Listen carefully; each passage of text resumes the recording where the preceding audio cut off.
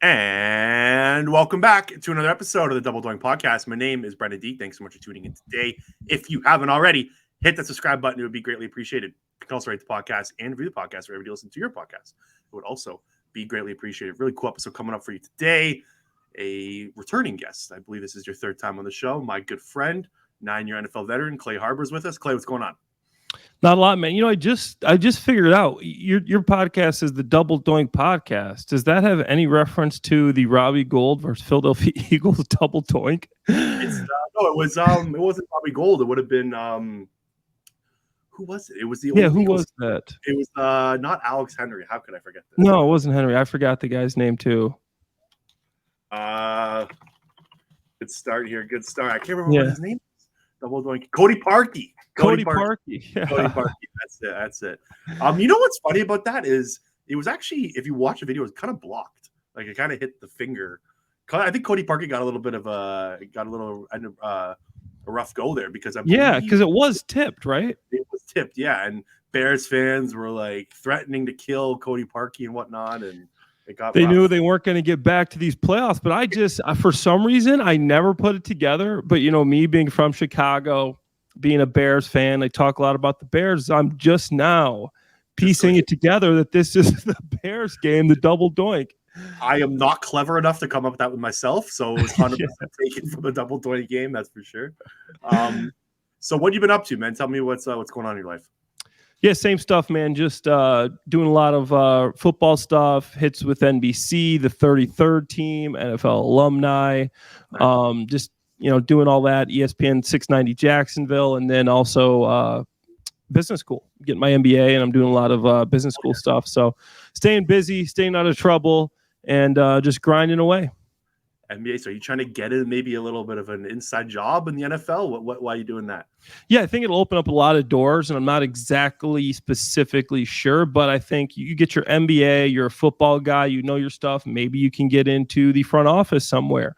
Maybe for me, my first inclination is do a lot of speaking events, and instead of just speaking to universities, athletic departments, football teams, stuff like that, if I get my MBA from a school such as Kelly School of Business, which is a top 10 business school, and trust me, it's hard. Nice. Is that I would be able to speak to, companies, Fortune 500 companies, talk about business, and kind of implement that into, my football speech, and then, still have that credibility to where this guy did get his MBA from this good of a school. So he knows how business works. He can speak on that. So that was my thought process on that.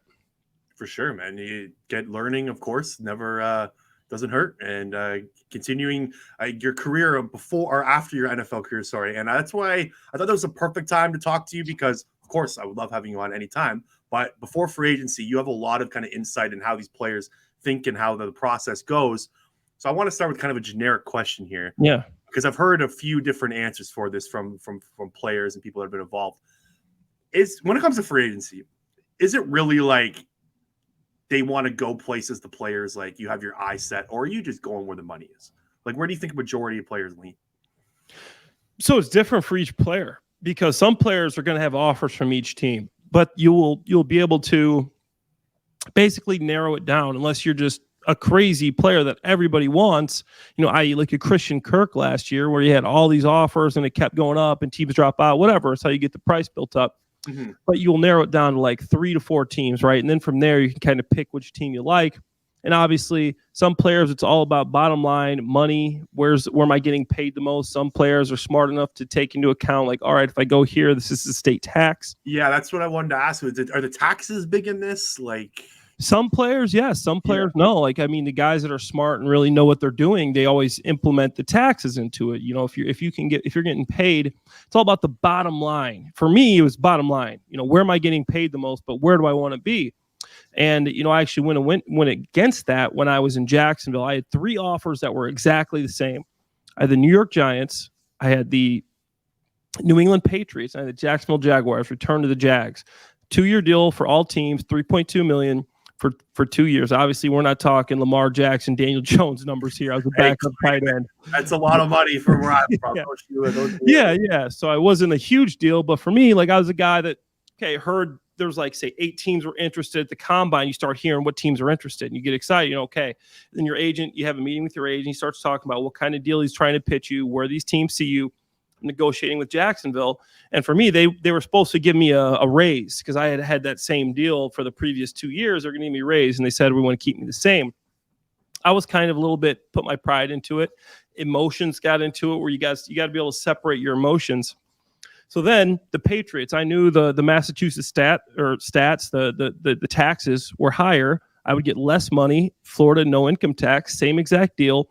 New York, do I want to go to the Jets? I go, okay, if I'm going to do this, I'm going to go big. I'm going to go play with Tom Brady, Rob Gronkowski, Bill Belichick. I'm going to win this ring, whatever. And then my agent's like, yo, but like this team, they literally just signed Martellus Bennett.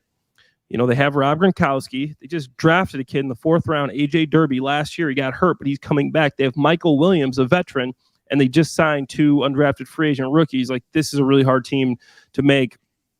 He's like, realistically, you should probably stay put in Jacksonville. They like you there. We had Mercedes Lewis, Julius Thomas, and me, and my spot was kind of set. The coaches loved me. The front office loved me, but I was emotional in that time. So I decided, screw it, I'm going to go win. I'm going to go make this team. And in my mind, back then, if I'm healthy, I always thought I was a top 10 tight end. I never got to prove it.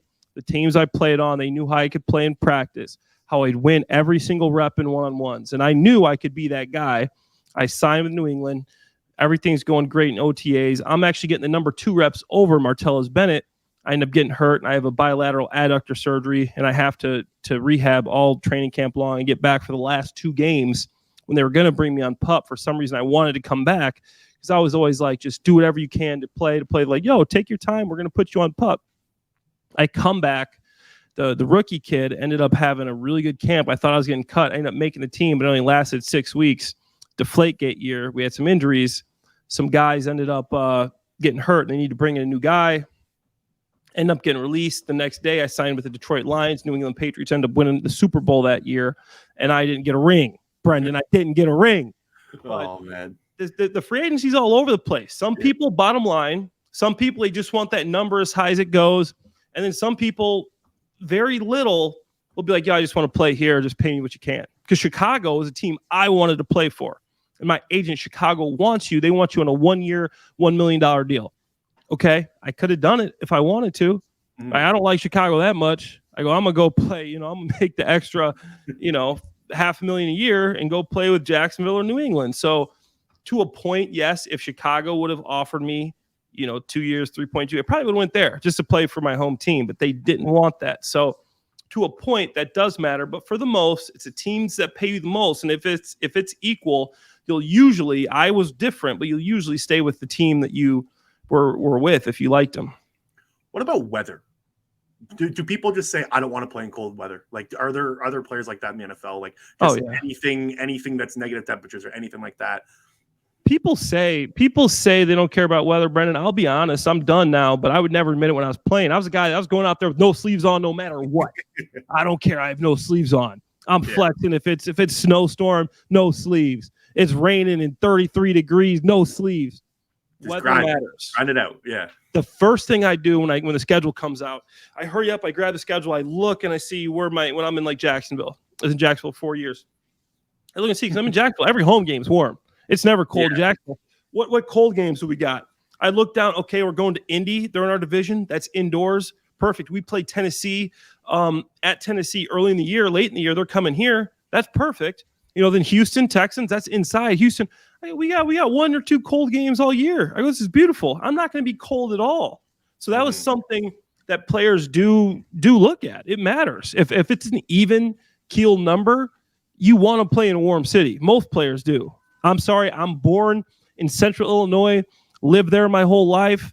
Like, I don't care. People are like, oh, you're from Chicago. You're used to this windy and cold. No, bro, you don't want to play in the cold weather. If you're playing in other places, right? And you get the feel of how it feels in Jacksonville or how it feels in Tennessee, and then you get traded to Chicago or something like that. Like, I've always imagined that has to be something. Like, even, look, I played university level Canadian football, and even I hated playing in the cold, and I'm from Canada. So. Yeah. No, you heard Justin Fields come out and say, build a dome. I don't want to play in the cold. I don't feel as fast. I don't like it. he shouldn't have said that. He's a quarterback for the Bears. Like, you got to pretend like you love that, but deep down, none of us like it. But I mean, you gotta have that persona that you like it. But yes, that's a thing. If you get to pick, you don't want to come here and play in that cold weather. You want to play somewhere nice and warm. Did you hear Jalen Hurts' interview after the Bears game this year? It was freezing that game against the Eagles Bears, and Jalen Hurts goes like, someone's like, Philadelphia's cold too. He goes, it's not Chicago. Like, it's different. Hurts from Alabama, man. Like, you can tell he was freezing his ass off on that Bears sideline. It's the wind, okay? Like non-spoken guy too, for him to say it. Yeah, means something. It's the wind. You're on that lake. It is colder, so it's the wind chill. The wind chill in Chicago, it drops further than any other place because you're literally right on the lakefront. It's swirling, it's windy, it's cold. The weather's never good. It's never perfect. So, like, dude, I get it. Like, you don't want to play there, but you can't say that if you're the starting quarterback. I don't know. Okay, last kind of like technical question before we dive into some of the stuff that's going on in the NFL world. I have a very hard time diagnosing and figuring out NFL contracts. It's my first year covering this league for a living. And I want to know and get better. It's one of my like off-season kind of tasks for me this year is to figure out how to understand NFL contracts better because it's such a complicated process. Absolutely. How do you feel the NFL can get better at contracts? Because I think the Lamar Jackson thing is very, I guess, like a good template for this because he wants fully guaranteed money. Deshaun Watson got fully guaranteed money. He wants that. Players don't usually get fully guaranteed money. How do you believe that the NFL contract system is broken? I guess is the right question. And how? Here's the deal. I think that these guys, I think the NFLPA does a terrible job because they're championing Lamar Jackson. They're championing all these big quarterbacks. That is one player. Yeah. There are not, say you got 5 big time players on this team. There's 53 men on this roster. Mm-hmm. You need to champion the guy that's getting a decent deal, a 3-year, $10 million deal, trying to support his family because he's only playing the average career is 6-7 years. I don't know. That's the guys that I know. Those are the contracts I know. And I think there should be a better job. Here's where they should be a better job. Guaranteed money. When you sign a deal, there should be some guaranteed money. And I understand why you can't do that. There's 53 guys on a team. In basketball players get guaranteed money. There's only 15 guys in a roster. Baseball, I think there's like 25 or something come playoff time. So there's more players, and you only got 17 games. So there's not as much money to go around. But, the NFL earns most money too. So I guess that's not correct. But then obviously with the retirement, the healthcare benefits, you only get healthcare for 6 years after you're done playing. My healthcare is about to run out. I'm about to have no healthcare. That's bullshit. Like, that's straight up bullshit. Yeah, absolutely. I'm about to have to get a job or buy my own healthcare. So that's something that move to Toronto. I know. Toronto. We were talking before we went on air. I love Toronto, so I might have to move out there. In the summertime, baby. Yeah, but the contract should be guaranteed. I think they need to champion these guys that are on a 1-year deal more, a 2-year deal more, a 3-year deal more. Because those guys are the guys that make up the most of the team. I love Lamar Jackson going for $300 million or Deshaun Watson, $270. We're talking about $250 million. That's great. Good for them. That's their value. But I like the guy that's the second string linebacker, the number 2 wide receiver, the number 3 wide receiver. That's the guys I care about. They're the guys.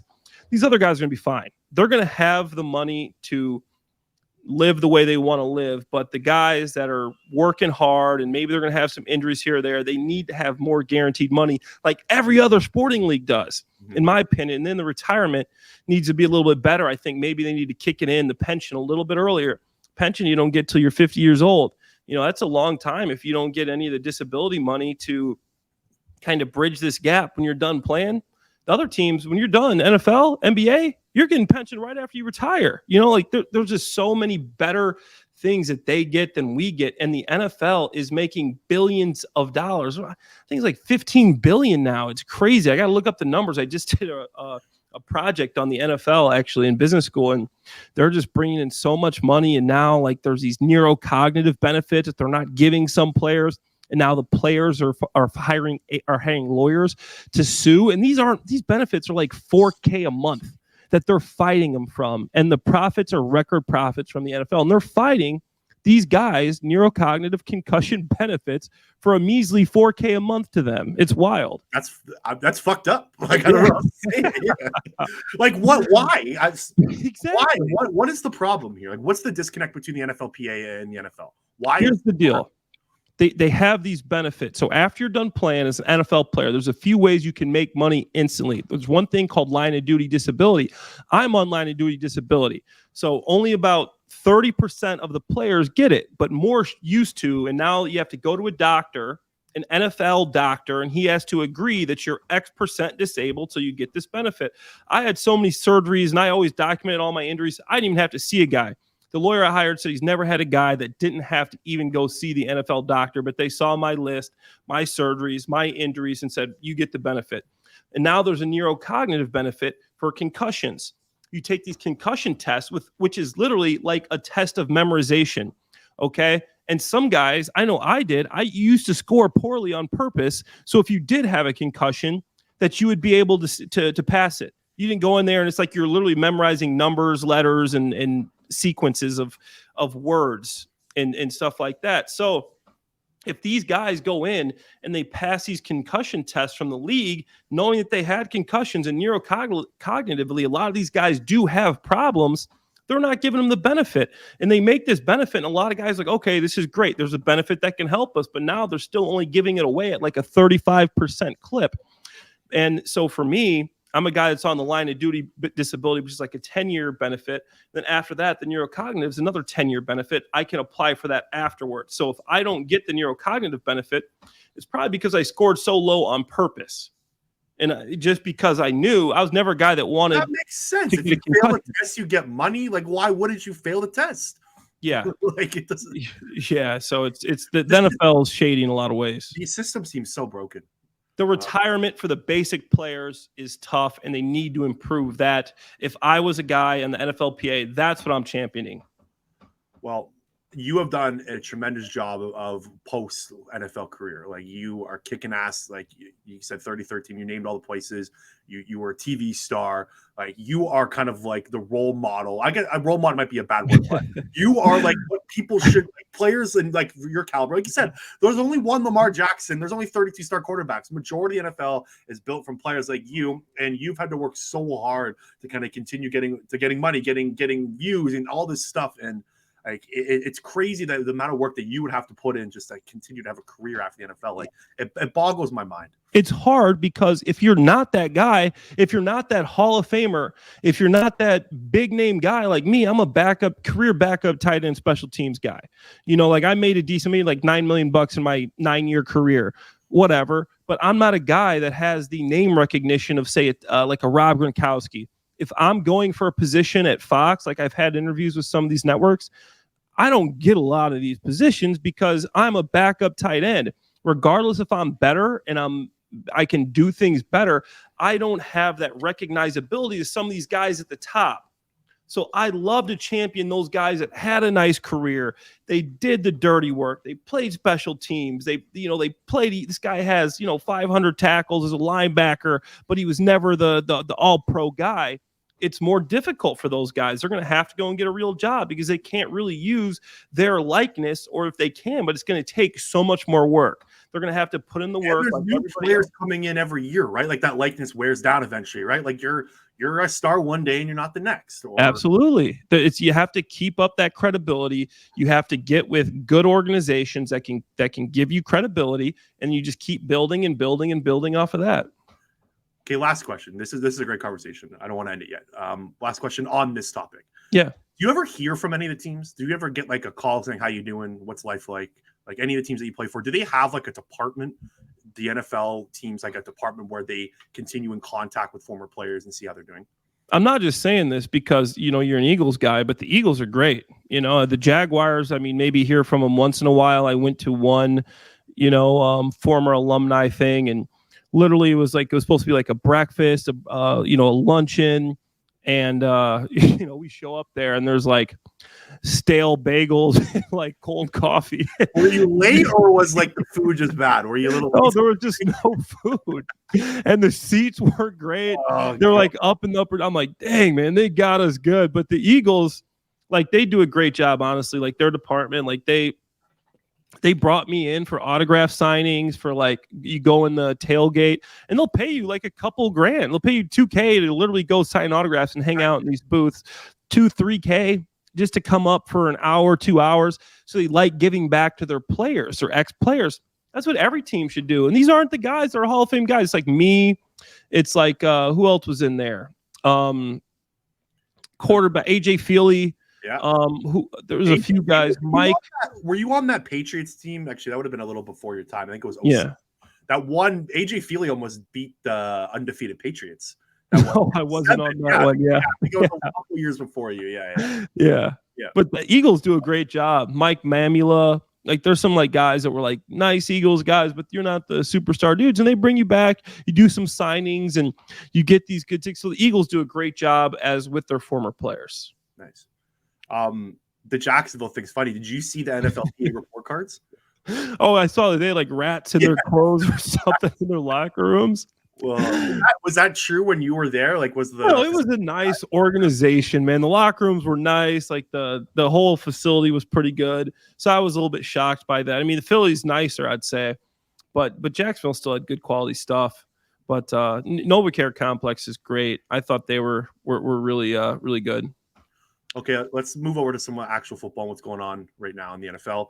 Let's talk about the Eagles since we're already on this discussion. What do you think how we should do this offseason? Yes, I think fans are kind of freaking out right now. Not freaking out, but again, antsy. They want something to happen. Franchise tag deadline just passed. CJ Gardner-Johnson was not franchise tag. I never thought it was really a possibility. Anyways, Eagles never historically franchise tag players. The last time was Deshaun Jackson in 2012. So, how do you see this offense going? What would you do if you're Harry Roseman? Kind of just give me your overlining thoughts on the Philadelphia Eagles right now. I think that they need to just try to sign some of their free agents, because I mean they got some good players, man. I mean that are coming up. I mean you can go from BG, TJ Edwards, Hargrave, Bradley, Kelsey, Dillard, TJ Edwards, Joseph, Boston Scott. Is Boston Scott a free agent? Yeah. Oh, he's a free agent too. Miles Sanders, Gardner Johnson, Minshew, even and Marcus Epps. I mean, they got a lot of guys. So I think Howie's focus right now needs to be on who do we want to bring back, who performed. And a lot of these players played really well for him. So you want to reward them, but you can't reward everybody. So I think Howie's going to have to pick a few guys that he wants to pay. And he's going to have to go do what he does. He's going to have to find some good players in the draft. He's going to have to find some under the radar free agents like he does and bring those guys in. You know, me personally, you know, I'd love to see BG back. You know, he's a lifer, man. He was in my draft class. I know he's getting older, but he still is a fan favorite. He had all those sacks. I couldn't picture him in another uniform. Can't picture Brandon Graham playing. I couldn't see him like a Brown. Apparently, the Browns are just like BG needs to be in midnight green. Bring BG back for 2 more years. Let him retire an Eagle. Okay, BG's going to work with you. BG's made a boatload of money. I don't think he's going to try to, you know, pull anything crazy with a crazy deal. BG wants to be in Philly with his family. You know, TJ Edwards is a guy I like. I don't think they're going to bring him back from everything I've heard. No, the linebacker market, like the Eagles have been very conservative with the linebacker market. Since the Kobe Dean sitting there too. Like Howie never pays linebackers. TJ Edwards is going to make like over $10 million maybe this offseason. Yeah, TJ's gone. Yeah, I think he was 6th highest paid linebacker or ranked linebacker by PFF, something like that. Oh, yeah. He's a young guy. He's primed to get a big deal. Like 3rd in the league in tackles. He's gone. TJ's gone. I think CJ Gardner-Johnson's a guy you got to try to keep. You didn't franchise him. I think he's a guy that made plays. He made plays in the Super Bowl. I mean, this guy he's a playmaker. I mean, the guy's funny. You know, Philly loves him. That attitude, that pizzazz he has. You know, he's a guy that I would like to keep. I think he has to be high on that list. I think that, you know, you don't want to pay Miles Sanders a running back. I think you got some good running backs. This draft class looks great at running back. No, like I saw like Dane Brugler has like 11 running backs in his top 100 or something crazy. Like it's incredible. It's insane. I would focus my energy on CJ Gardner-Johnson. Yeah, Kenny Gainwell can play too. You know, so I think maybe you bring back Boston Scott on a whatever deal, and Kenny Gainwell's still there, and let Miles Sanders walk. You draft another running back, and I think CJ Garner-Johnson, obviously Hargrave, okay? There was no franchise tag there. I thought they might franchise Hargrave. How do you feel about Hargrave? He's a Chicago Bear. I can already see him in the I jersey. think he was third in pressures for interior linemen, and not just this year, but last year, the previous. Like, he's a great pass rusher. He's not great against the run, but he is a great pass rusher. So I think he's gone. He's going to get a lot of money. He's a Chicago Bear. Oh my God, it's funny when you look at the first decision that Ryan Poles made in free agency last year was trying to sign Larry Ogunjobi. I don't know if you remember this. And Larry Ogunjobi failed his physical, and but I guarantee Ryan Poles' first move is going to be to sign a defensive tackle. They want we're just showing what you did last year, right? He's going to see it too. So I think he's a Chicago Bear. I think Javon Hargrave's gone, but great Eagle, like great player. Unfortunately, I think they probably should have worked on a contract last offseason with him. They missed that because he just had such a good year this year. He's going to be out of their price range. I think they're going to only bring back CJ Garner-Johnson. I still think he's back. Yeah. It's kind of close to 50-50 now for me. I was like 75-25, but as the days go on, or it's 50-50. Yeah. It's with him. Like, he's only 25 years old. Yeah. The Bulls have had such a bad, struggling to fill the secondary with young players. Like, they've took so many. I can't believe they got him like that too. In August, 2 weeks before the season started. So, like, they've taken swings on like Rasul Douglas. They've taken like Marcus Epps is a guy they brought up. He's gonna walk. They've taken Sidney Jones. They've had such a revolving door of young cornerbacks that they can't hit that position. You finally have one that in the secondary at safety. I think letting CJ Garner-Johnson walk would be a mistake. I understand if he does. Like, a team can potentially offer him $18 million a year. The safety market could be reset with him, which I don't think he's worth that. So I would let's say if the team comes in with a 4-year by $18 million per season, the Eagles can't match that. So there's a little bit of kind of wiggle room there for him to leave. But eventually, I think Hy Roseman usually signs his young players, guys that he brought in, guys that he got fame for, right? Like, that was a trade from everyone was on his side for that trade. Oh, huge. Yeah, what do you think for Fletcher Cox, though? I mean, Fletch is another guy. Can you see Fletch in another uniform?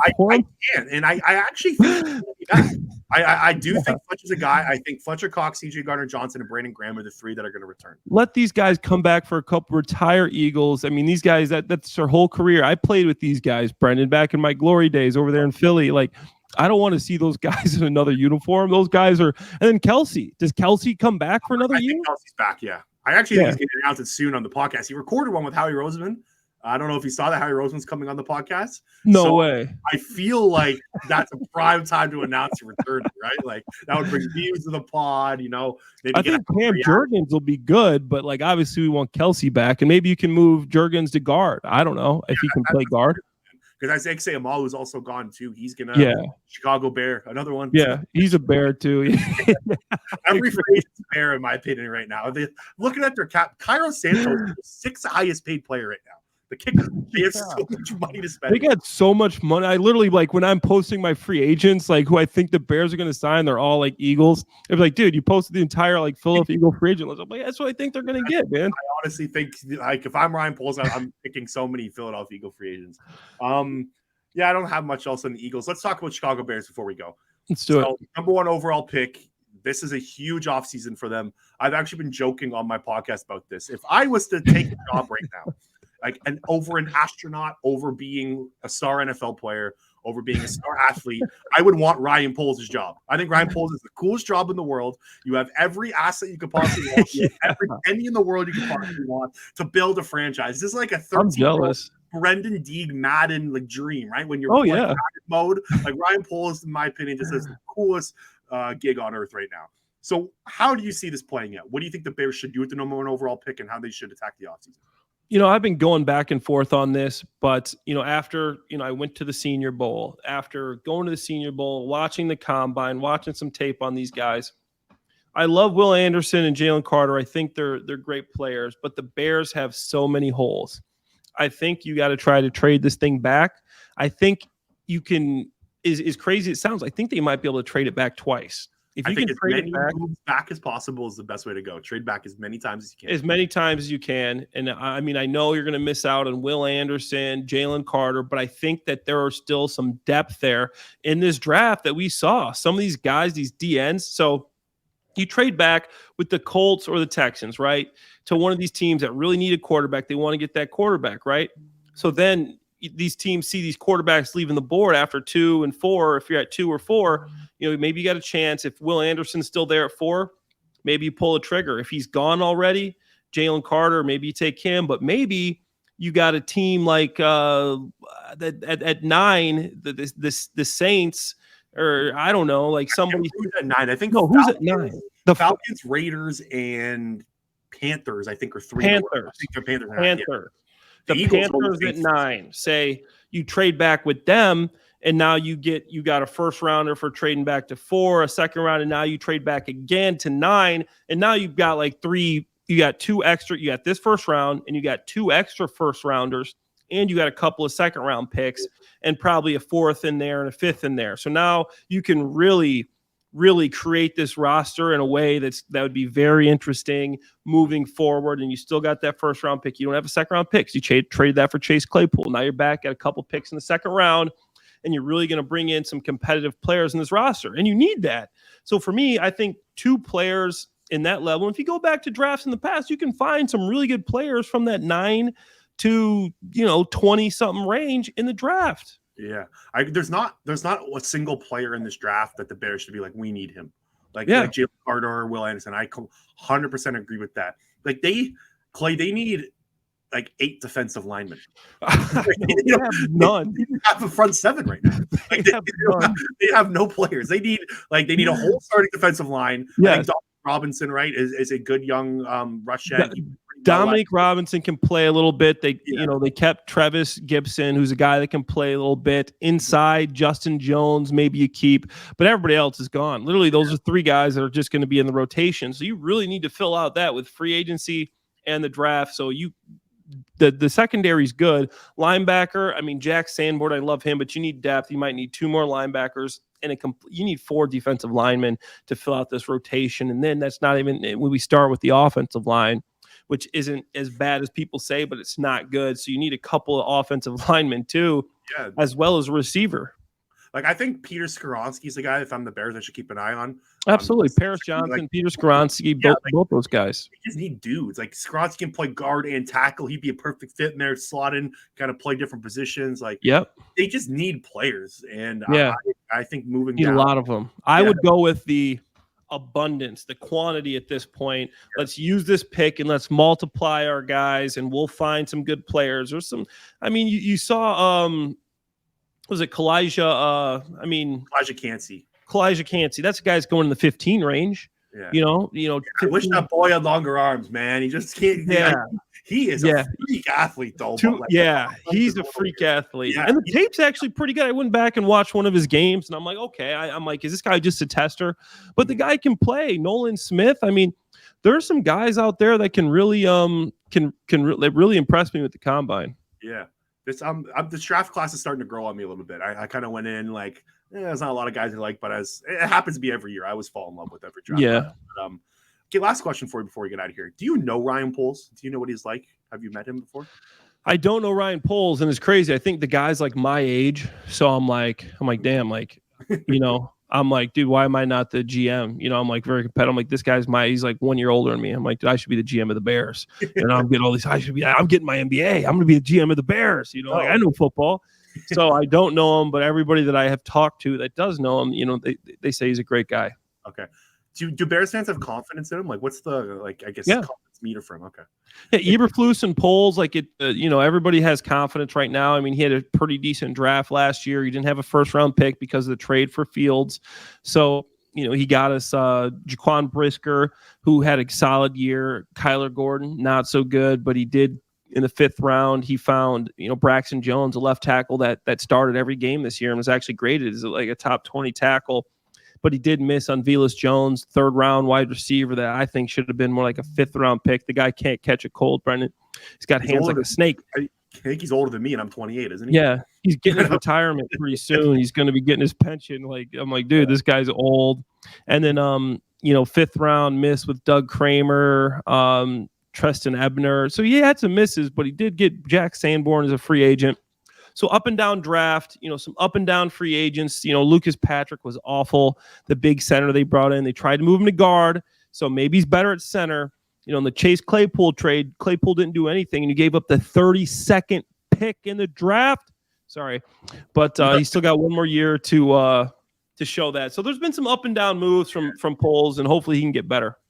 That's why, because it's funny. Like, he's got such a tough job. Like, I couldn't even imagine being in his shoes. Like I said, I would love the job, and I think it's the coolest job in the world. But yeah, he has a really, really tough job. A lot of resources, a lot of shit coming his way. The thing is, like, I look back, he made 2 big moves since he's been there. He tried to pay Larry Ogunjobi $40 million guaranteed, which would have been a disaster if that went through. So they kind of got lucky there. And the other big move was trading for Chase Claypool. Those are the 2 kind of things that you have sample size for, and you can argue those aren't the best talent evaluations right there, right? So I think his talent evaluation, I hope he learned some lessons maybe over that, and I hope my co-host, it's a Double Doink podcast. It's my co-host, the guy that I do the podcast with once a week, is a Bears fan, and I'm like a diehard Eagles guy. I love the Eagles, but I have a soft spot for the Bears, and I hope this does work. I'm gonna tweet about polls and see what the Bears fan. I'm gonna use some of these. I'm like, yo, listen, here's what the guy's done. Yeah. Like, the Bears fan think highly of polls. I'm like, why? Like, what has he done to earn our trust right now? And the one thing he did do, which was cool, was he just ripped it apart. Like, he didn't look at what's in front. He wasn't scared. Like he cut everyone, which was the right move. That was the right move. So it was. That's a lot of managers. A lot of general managers can't do that. And the way that he was able to kind of realize what's in front of him and just bite the bullet for a year was impressive. So I have to give him credit for that. But again, the 2 big decisions that he has made were questionable, in my opinion. So I was just curious what you thought of him and what Bears fans think of him. For sure. All right, Clay, that's it. Anything you want to plug in before we go? No, man. No, all good. I'm just excited about this, this draft moving forward in free agency. Let's get back on and we start signing some guys and, before the draft. Yeah, I'll have you back on, before the draft, 100%. And get your ass to Toronto this summer, man. No, I'm going to. I'm going to find my wife out there, I think, man. I love it, man. Clay, love talking to you. Have a good one. Later, bro.